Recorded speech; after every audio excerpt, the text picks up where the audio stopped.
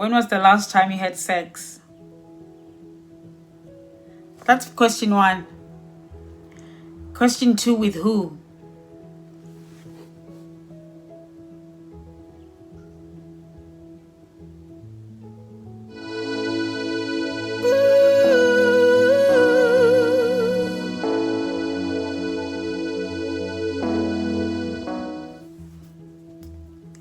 Hola, Kinaleto, aka Mahali Selepe, the girl that calls for countries home. Welcome to my channel. If you're a returning subscriber, I love you guys and thank you for your patience. I know it's like I'm uploading every 2 weeks now. I met one of you at the shops and you were like, man, we miss your YouTube videos. What's going on? Yeah, life is pretty busy, pretty hectic, and right now, I'm so grateful. I'm having a long weekend and I was like, I've got to fit it in there. And thank you so much for those of you who have sent in the questions. It's gonna be a good one. Welcome. If you are new here, thank you for visiting my channel. I hope you love it enough to stay. And of course, the way to stay is help me get to that 3K. Come on. And all of you that have been watching without subscribing, guys, come on. Help the girl grow. Help us grow. Let us grow together. So I do apologize. I'm not sure what the quality of this video is going to be. I record on my phone and I usually do like 4K quality, but that's quite a large file and I end up like struggling to save it. Sometimes it takes me over a day. So I'm hoping by making it just HD, I have not compromised too much on the quality. Right. I sort of scanned through the questions and most of them just seem really friendly. So thank you guys for taking it easy on me. And yeah, thanks again if you posted your question. I don't know how many questions we have. It's starting to rain outside. I don't know how many questions we have. We'll just go through them. Let me see. I got 10 questions and I thought I'd wonder if those would be enough for a video. And then I posted again. 37 questions, guys.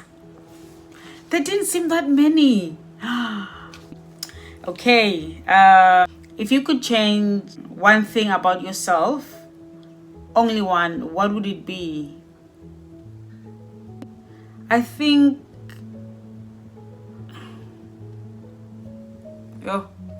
only one.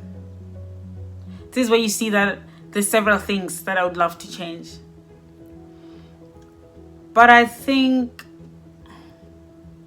I would change my mindset, my attitude towards myself. Being unkind to me. People pleasing. Yeah, just believing that I'm not enough. Yeah. If you could sit and have dinner with any Bible character, Jesus excluded, who would it be and why? I love Joseph. Okay, we'll stick with Joseph. I just feel like the rejection, like he was loved by his dad, but his brothers didn't like him, and it wasn't because of his doing. And yet, he didn't seem to be fazed by how they felt about him. And then in Egypt, he gets sold. Like, how do you remain faithful to God, remain trusting in God throughout like his whole experience? He gets sold into slavery. His brothers, first of all, are discussing killing him. They want to kill him. They sell him into slavery. He gets sold into slavery. He's there years. He becomes Potiphar's servant. Potiphar's wife lies on him. Firstly, how did he resist Potiphar's wife? You understand? They're alone in the house. The woman is naked. He just walks away. How do you do that? Number one. And then he goes to jail for something he did not do. How does he not stand there like, I did not do anything to this woman, I'm not going to jail? You know, how do you... I mean, you just get the impression that Joseph was like, okay, I didn't do it, but... You know, I don't feel like he was fighting. Hey, there is no way you can't take me to jail. I didn't do anything. He goes there, he's humble, he stays there. He honestly, like, and then eventually he gets reunited with his brothers and he saves them after they did that to him, after the suffering he went through. Do you understand? I just think he's incredible. Of course, there's so many Bible characters that are just amazing. I mean, the three Hebrew boys. How do you not fear going in the fire, in the fiery furnace? You're like, Daniel, how are you not afraid to be thrown into the lion's den? Like, yeah. Okay, we'll go with Joseph because that's who I mentioned first. Let me be quick. You're such a wonderful, bubbly person. What keeps you going?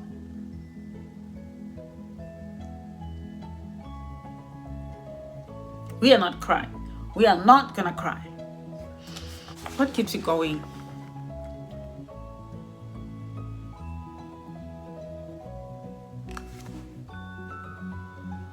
Knowing that God will never leave me nor forsake me. Knowing that I'm not alone. To be honest with you, I do not know. Yeah, it's God's grace, man. God's grace.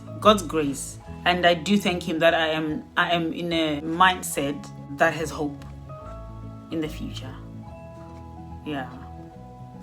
If you got granted a do-over, rewind to 20 years ago and start over as newlyweds, what would you do differently?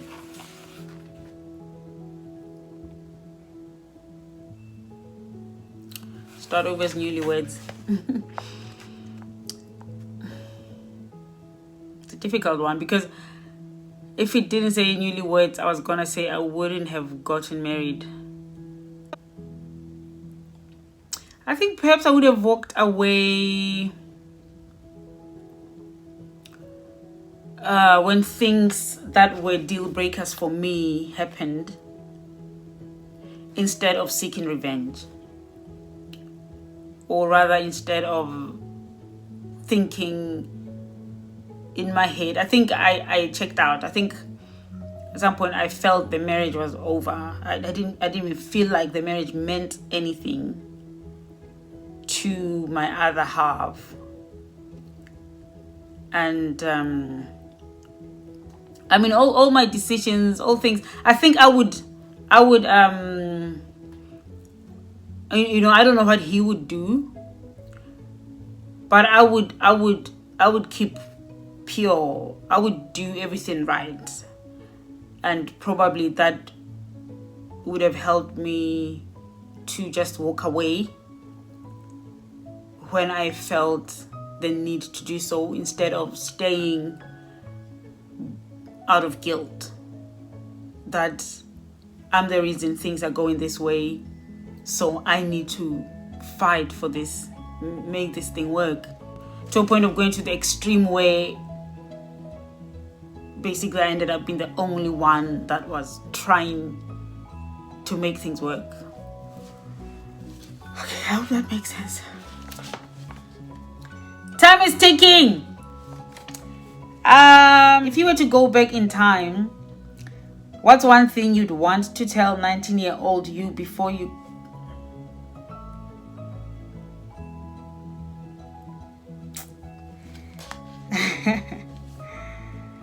before you get married? I think listen to your instincts.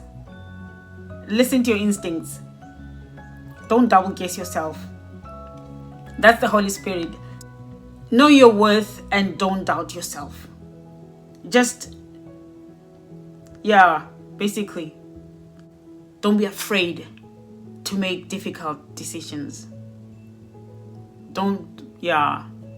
Basically, just know yourself and trust yourself with your own convictions. The other one would be don't get married. Oh, how are you feeling now? I've been better. It's quite hard. Right now, it's hard. I don't want to lie. It's really, really difficult. It is really, really difficult. And it's not even the loss of the person, but rather the loss of the dream. You know, the also the realization that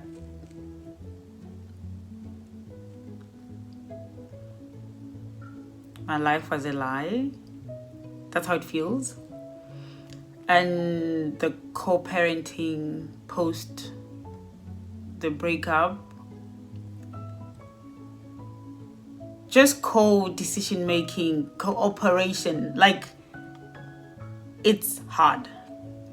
It's hard. Yeah. Right now, it's really, really hard. I am struggling. Yeah. Do you think you are ready both emotionally and mentally to move on?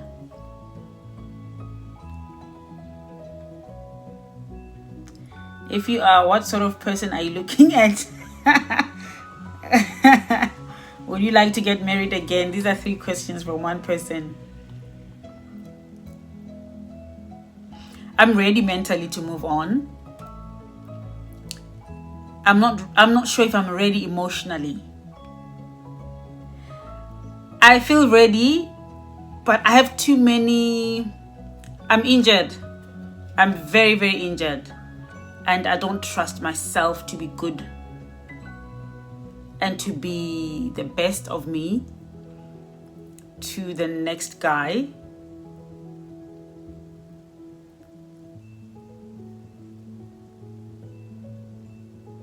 But I'm ready. I'm ready to move on. I don't know if that makes me not ready. I'm ready to move on and heal while I'm with that person. I'm not ready to marry, but I'm ready to like dating and stuff. Open to dating. I've actually gone on dates, like, yeah, because dating is not you're not going out with someone, you're not their person or whatever. You are just spending time with people and chatting and just learning about different people and just company, but yeah, I'm ready to move on. Like, that's not even a problem.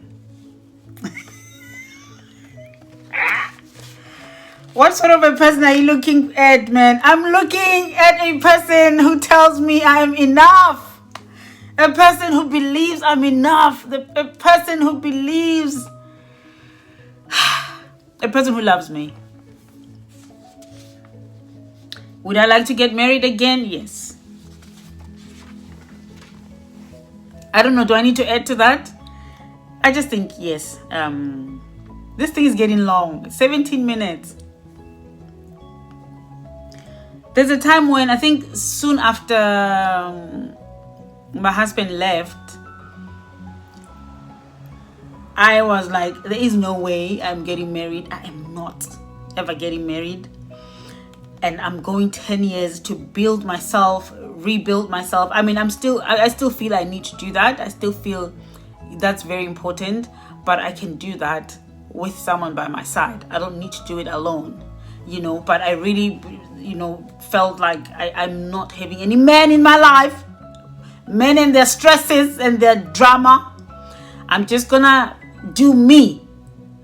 And at 50, when I'm doctor, so-and-so, then we think, oh, okay, do we have space? Do we have space for someone else here or not? But yeah, can you twerk? Of course you can. Show us. Of course. I gotcha. Can I twerk? Can I? You like things. Nando's or KFC? Nando's. It depends. Depends actually on my mood.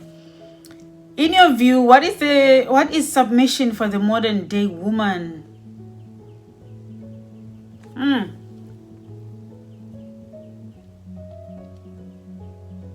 Yeah. This question I find it difficult because I believe I'm a modern day woman, but at the same time I'm very, very old school. And I'm still struggling right now with getting out of, because sometimes you can be submissive and you can be a doormat, you know. I would assume you're talking about in a marriage situation, husband-wife submission. Submission, it is a command, you know, to submit to your husband. It is a command for your husband to love you. Regardless, you know, you're supposed to be loved. He's supposed to love you as Christ loved the church, you know. This means he loves you even when you don't deserve it. He loves you because you don't deserve it. At the same time, you are meant to submit. Respect. Same thing. Submit one to another, the Bible says. Yeah, I would say submission is committing and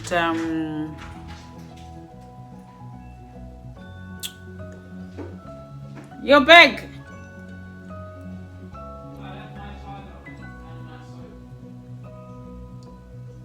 All right, I'm recording my thing. I'm recording my YouTube thingy. Maybe let me just imagine I'm talking to my sister or a friend, or because this question just makes me feel like my answer is going to be judged. Let me just say I don't know, actually. I don't know, but as a man, for me, I love the idea of a man being my master, being the head of the family. You know, as being co-runners of this thing, we're doing life together. But lead me and listen to me when I see blind spots. You know, I submit to you lead me, we come up with solutions, and it's hard, okay? It's a difficult question. I think I don't know the answer, actually. I don't know the answer. Sorry, I was watching 50 Shades of Grey last night, guys. Sorry. Like, I'm just every time I say submit. Sorry, guys. I don't know the answer. Sorry, I don't know. I think I'm still trying to figure that out for myself. Yeah. So, would you rather have no taste or be colorblind? I'd rather be colorblind. 3 things you wish you knew before you got married.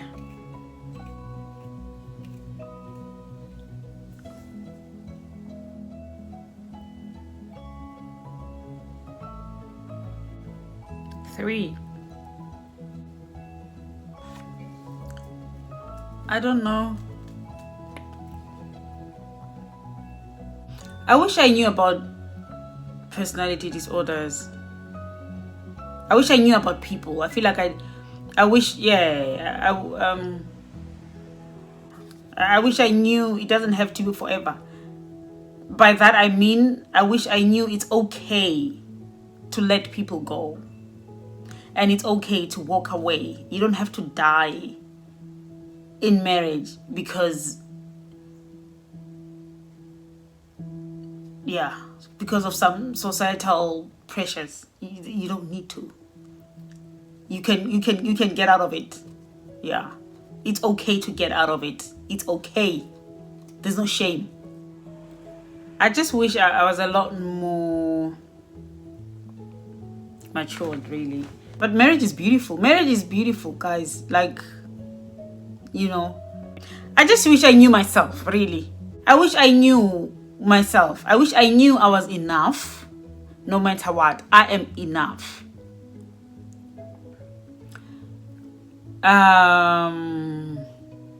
Like, I had no doubt in that. I am not defined by anything or anyone. Me on my own, I'm enough. No matter what I have, what I don't have, what I look like, how much weight I gain, what I do, I'm enough.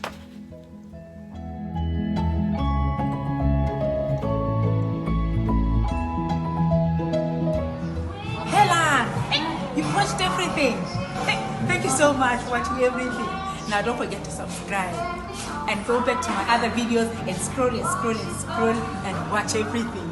There's very good things in here, very good interesting things. You are number one. Number one. Now thank you and take care of yourself.